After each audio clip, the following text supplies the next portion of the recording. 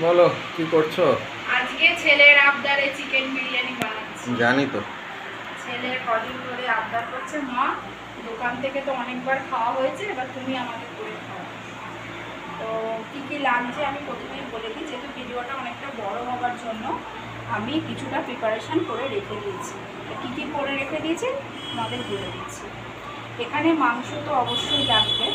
মাংসর মধ্যে আমি মাখিয়ে রেখেছি, মাংসটাকে এরকমভাবে কাটস দিয়ে রেখে দিয়েছি, যেহেতু মশলাটা মাংসের ভেতর ঠিকঠাক ঢোকে। তো এখানে আমি মাখিয়ে রেখেছি সর্ষের তেল।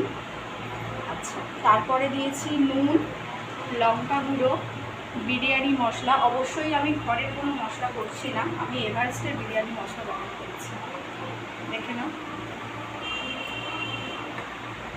আর আদা রসুন আর টক দই মাখিয়ে রেখে দিয়েছি, লঙ্কা গুঁড়ো অবশ্যই, হলুদ এতে আমি দিইনি। আচ্ছা, এখানে চাল ধুয়ে ভিজিয়ে রেখে দিয়েছি। এখানে আলু, নুন, হলুদ, লঙ্কা গুঁড়ো মাখিয়ে এবার এটাকে আমি ভাজবো। এই থেকে অবশ্যই হাঁড়িতে গরম জল বসিয়েছি। গরম জলের মধ্যে আমি দিচ্ছি হচ্ছে তেজপাতা আর গোটা গরম মশলা। এখানে দিয়েছি সাজিরে আর মরিচকে গুঁড়িয়ে রেখে দিয়েছি, আর একটু আদা বাটা দেবো। তো আগে আমি আলুগুলোকে ভেজে নিই।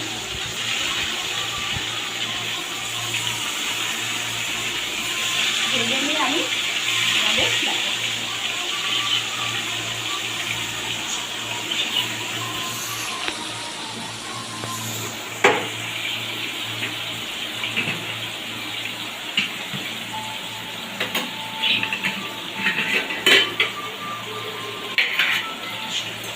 এখানে আমি জলটা ফুটি করে গেছে, এখানে দিয়েছিলাম আর দিয়েছি সাজিরে মরিচকে গুঁড়িয়ে এটার মধ্যে দিয়ে দিই।